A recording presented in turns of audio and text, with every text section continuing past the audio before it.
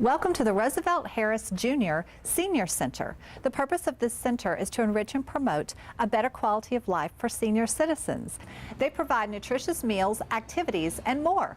Stay tuned as we hear more about the Senior Center from City Manager Jim Drumm. It's all coming up next, right here on Golden Isles TV.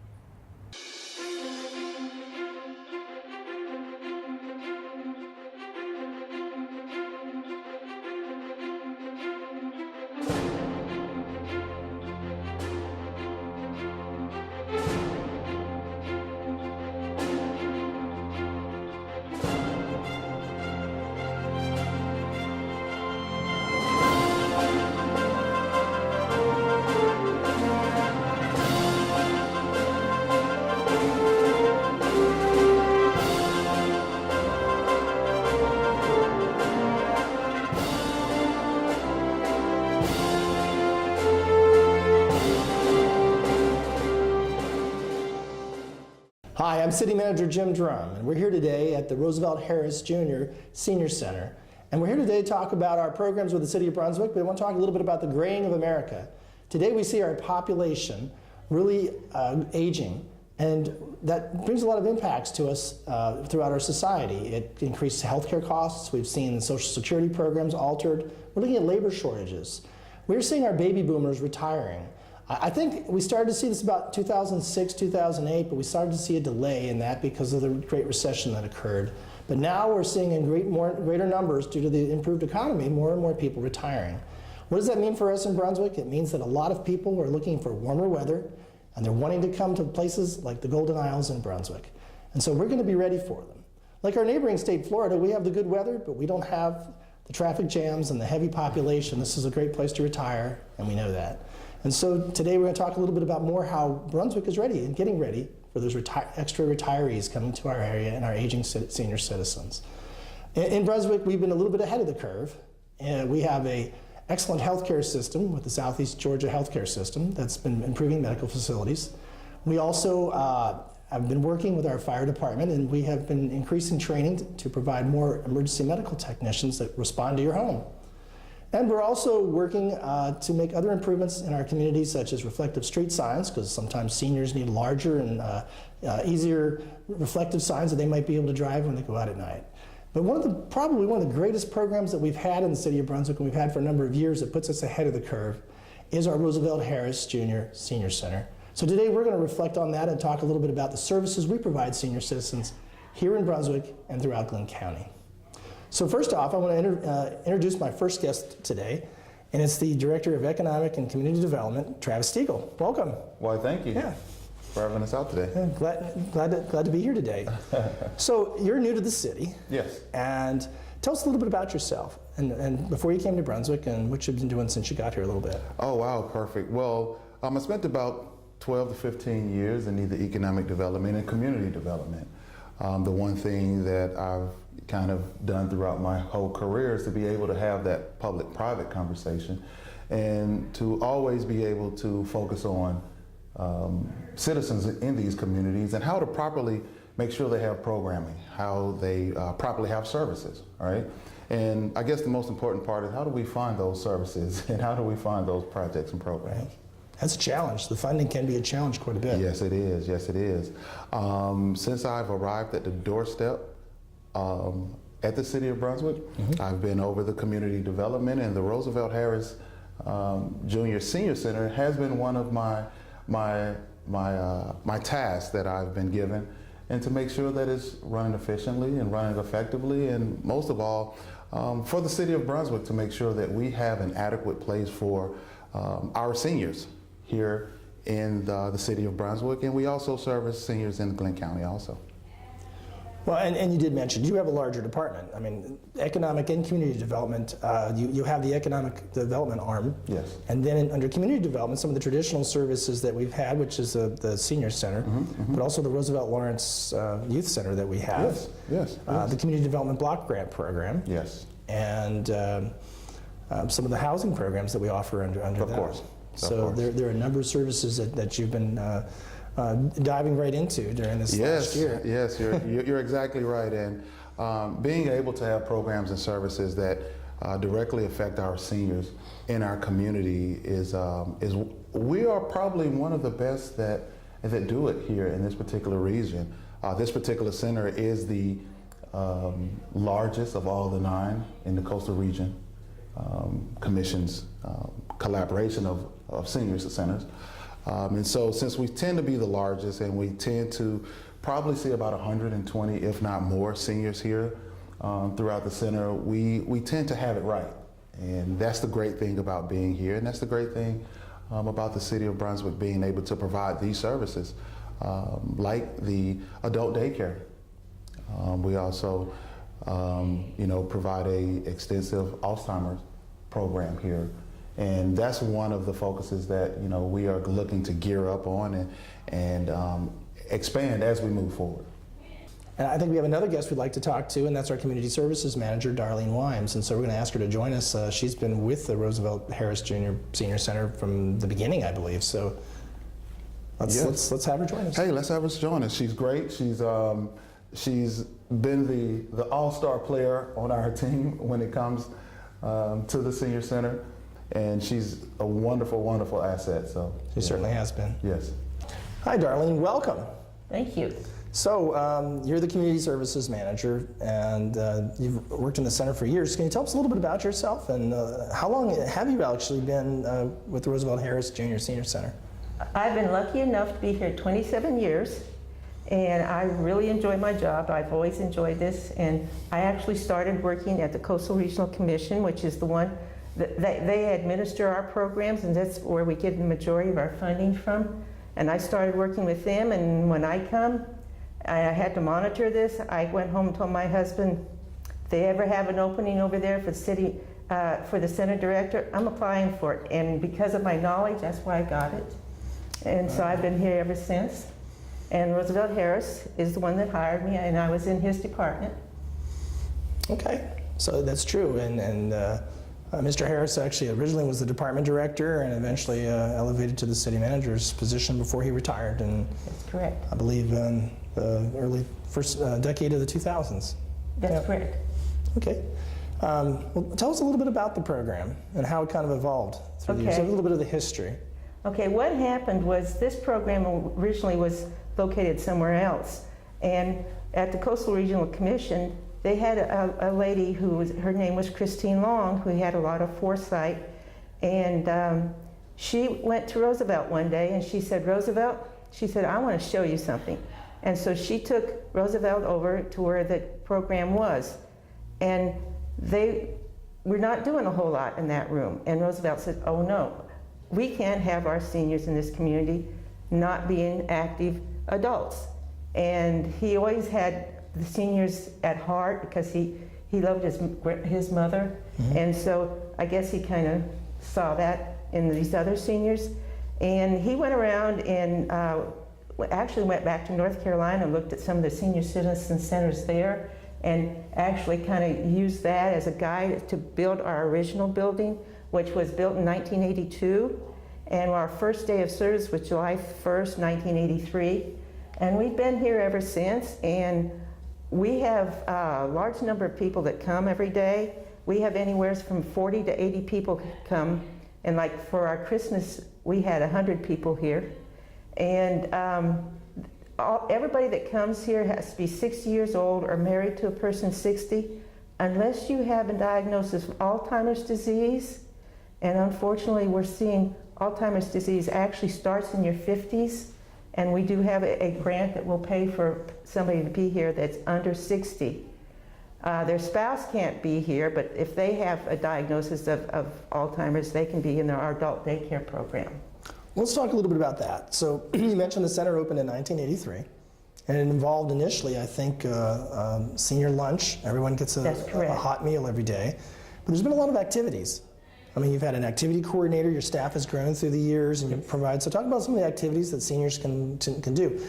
Mr. Harris said he wanted seniors to be active and have things to do, and so it was more than just showing up for lunch and going home. He actually turned it more into a social event and other things that occurred for some of our seniors that oftentimes are home alone.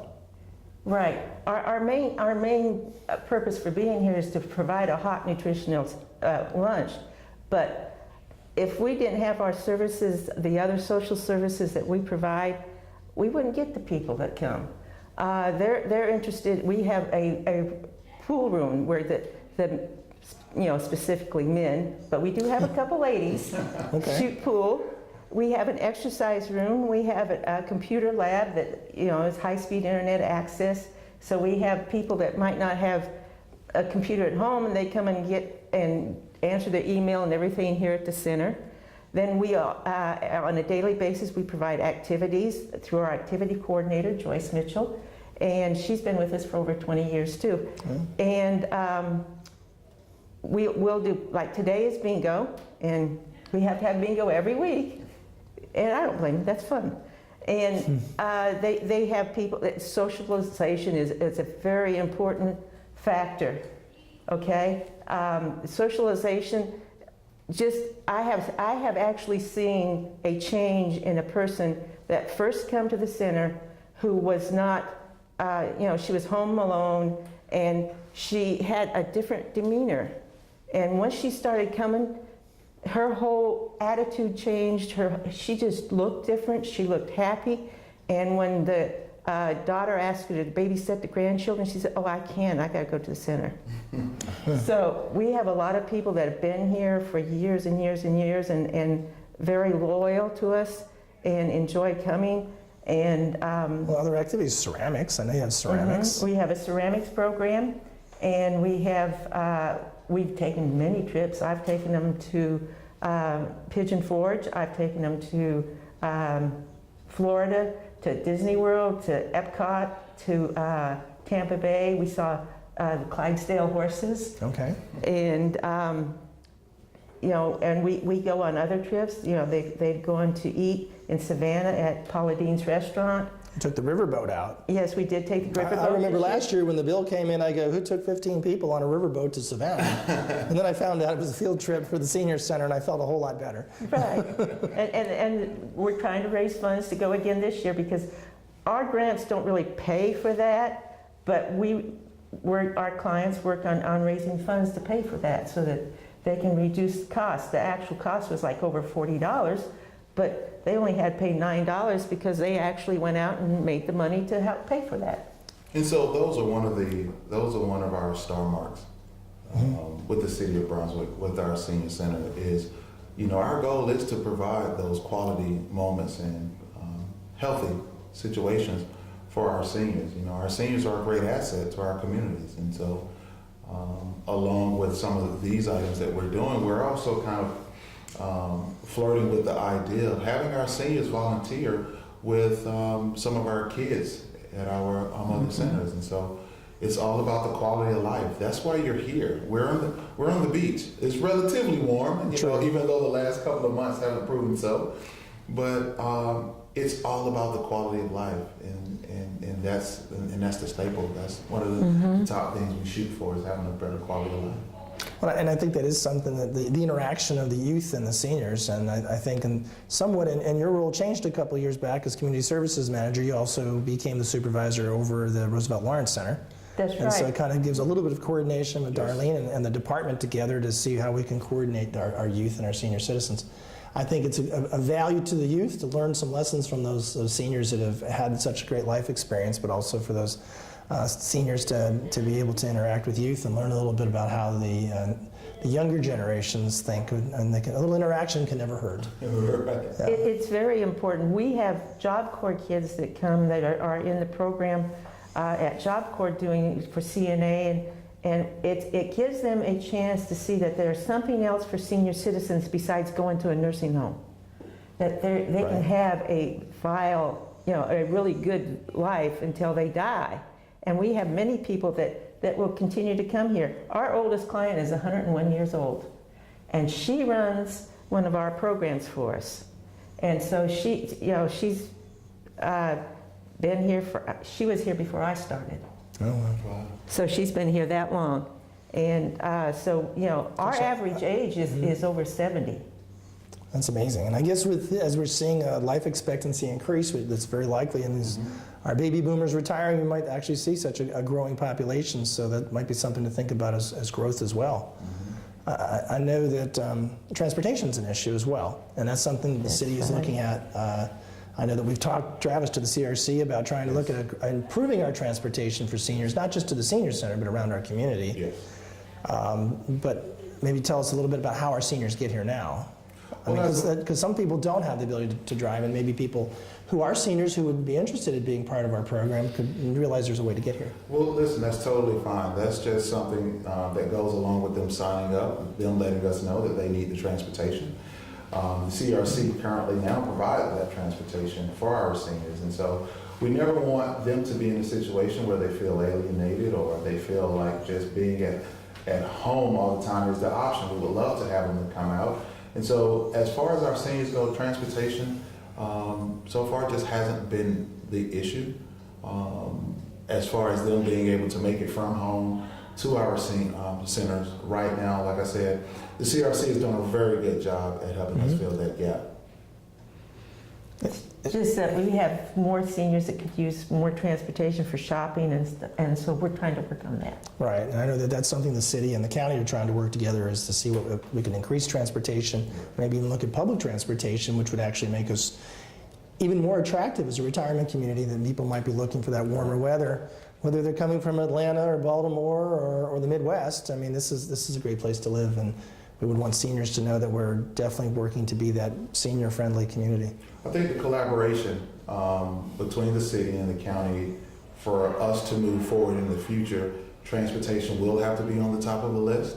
Once again, you know, we're servicing from 8 to 80, and transportation is definitely the key. And I really do appreciate that, you know, our commissioners are at least thinking about it and at least talking about it. And, you know, we would definitely want them to understand and say, well, hey, look, how do we care for what is the next thing that we can do to kind of care for our aging citizens, our aging population? And believe it or not, transportation is one of those issues.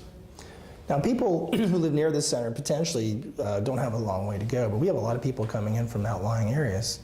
Right. A lot of our clients come from outside the city, is that right? That's correct. We have more clients that are county residents than we do city residents, and it's always been that way. And it's always going to be that way. Our funding, you know, is for the whole county. It's not just for the city. But still, we've always had more county residents than we do city residents. Okay. Well, and this facility is actually a division of the Economic and Community Development Department. And so truly it is a city function, a city operated and funded operation, but we actually serve all the residents of Glenn County. I think sometimes it's been a controversy, a little bit back and forth. Should our county government have some shared responsibility? I know that we do receive a lot of state and federal funding from our friends at the CRC, and they do look at that, and it's really one of the reasons we open the doors beyond our city limits. Is that correct? That's correct, right. And that's a requirement that we open it to all the county. We can't just say this is only a city agency and we only serve city clients. We have to open it up to everybody. And I know financially for city commissioners, elected officials, sometimes that's been a challenge. People say, should the city be supplementing the county residents using city funds? And so it's been a challenge that they've placed back on staff. And many years you've carried that ball to say, okay, what can we do to soften that blow on the city residents and their taxes? And it's been the grants. Actually, more than 50% of our funding to operate the Roosevelt Harris Jr. Senior Center comes from outside sources. And so really, we can say the majority of our funds come from grants from other sources. Right. It's all the grants that are, that have been through the Department of Community Development that has helped the center stay all these years and do what we've been able to do. So, yes. And once again, we spoke about it before. It's, funding is always going to be one of those things that we have to look at as we operate year after year. And we would love as much partnership and collaboration as we possibly can, And like you said, we are servicing the county, we are servicing the city. And, the more participation, once again, the more collaborative work that we're able to do between the county and the city, the better quality of life. Because at the end of the day, I like to say we're in the people business. That's true. You know, we are in the people business, and we are in the business as of right now is providing a quality of life for both our county and our city citizens. And the reason, too, we started a foundation a few years back, and the reason the foundation is that it's a nonprofit foundation, and through that, because we're a city, sometimes we can't get some of the grants because we're a Governmental entity. right. And so as a result, if we use this to help get our grants, and some people, you know, we can use this like to help provide funding through the foundation. But the thing that's good about the foundation is that we also have a county commissioner that represents the county on the foundation. Very well. And so that way it's really good that he is having some involvement. Some coordination. Right. Well, I know, and you mentioned the foundation. That is good that you did that, actually, because it's just sort of getting up and running. Right. Roosevelt Harris Jr. himself actually serves on that board, the namesake of the center, our former retired city manager. I think the foundation also allows people that might want to give certain donations or something that could be something they could write off or something That's such right. as that. So they really have some interest in partnering with the foundation. It still could come back and benefit the city's senior center. Yes, this foundation can be like a pass-through. So if you want to donate to foundation, say this is earmarked for these services at the center, it would be passed through. But because it's a 501c3, you can take it as a tax write-off. Mm-hmm. So we do have. So if somebody wants to donate, they could contact you here. Yes, they What's your telephone number? 912-267-5520. Okay, that's good to know, just in case somebody hears that and has an interest. We wouldn't want them to try to figure out how hard it would be to get a hold of you. Right. Well, any seniors that's interested in coming, we still have plenty of room, even though we have a large number of people come every day. We're always looking for more. Because that's what we're interested in our seniors, and we want them to have a good quality of life. And so we have the meals, we have the activities, we have the adult daycare. We have people in our adult daycare that one of their family members is still employed, and that other family member comes here for our adult daycare, and so she don't have to worry about what's my husband doing while I'm at work. And, she's working, so, care in the home is expensive. Right. And maybe we should touch on that a little bit more. I know we talked about Alzheimer's and a number of folks. And we actually, a number of years ago, and I'm not sure how many years, you would know, I'm certain, but the funding that we received additional grant funds to build the annex to the senior center, which does allow us to somewhat separate that population of folks that might be going into the Alzheimer or dementia, other areas of memory loss, that we actually have nurses on city staff that will work with these clients or patients during the day. And their family members. Right. And so how many years has it been, and how many people do you have actively in that adult daycare? Okay, we originally started the adult daycare program in 1996 with a state-funded Alzheimer's grant. And then sometime within the last few years, it was taken over by the State Office of Aging, and so now it's funded through the State Office of Aging through the Coastal Regional Commission. And in 2000, Roosevelt again saw the need, because we originally had just the one building, and we had the adult daycare program over there in that building, and he saw the need that we needed a building that was dedicated to the services and needs of people with memory losses due to Alzheimer's disease and related disorders. And so as a result, he actually wrote a grant through the Community Development Block Grant and got the funding to build the annex. And that was in 2000, we built the annex, and we've been here ever since.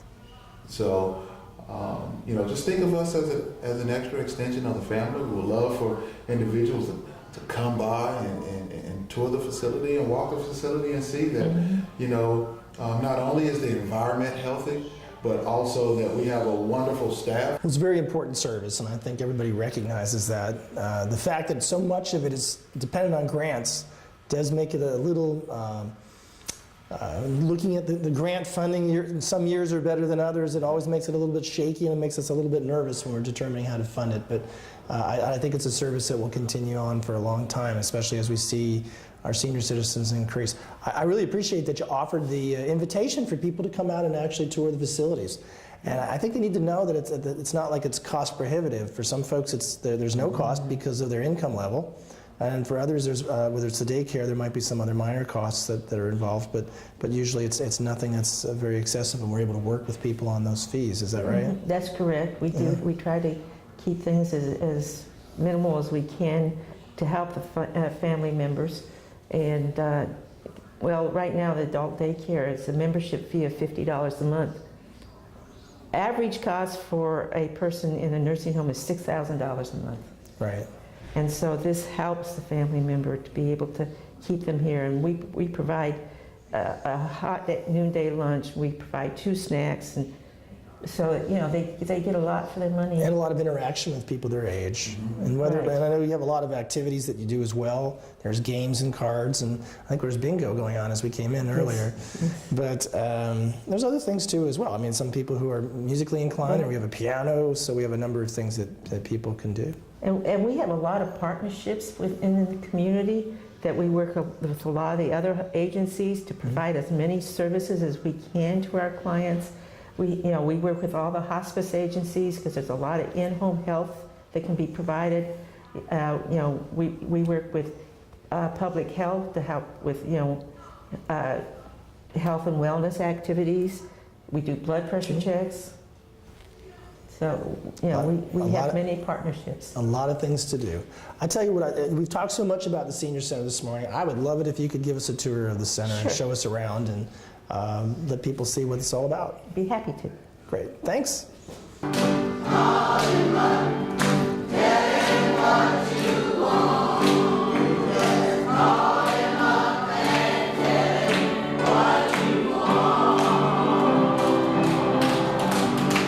My name is Samuel E. Smith.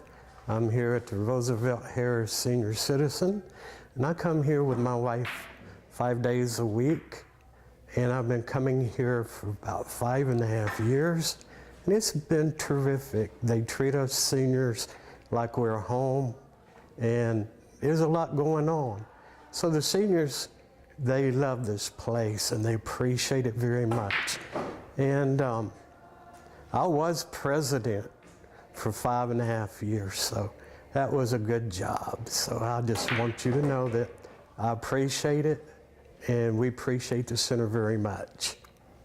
Well, I think we've learned a lot about the Roosevelt Harris Jr. Senior Center today, and I hope you take the invitation and stop by if you're interested in coming, and you're a new resident to Glynn County and you're interested in the senior activities, that you'll come by and take a tour and see what you might learn about other activities here. And I look forward to you coming back next month as we look into another issue with the City of Brunswick in depth.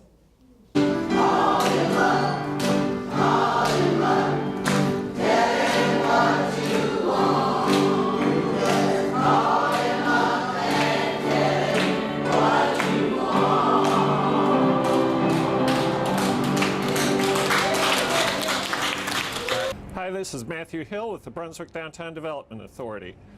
Our most recent Facebook poll reveals that the top 5 hangout spots in Brunswick are Tipsy McSway's, Arte Pizza, Fox's Pizza, with runners-up the Ritz Theater and Mary Ross Waterfront Park.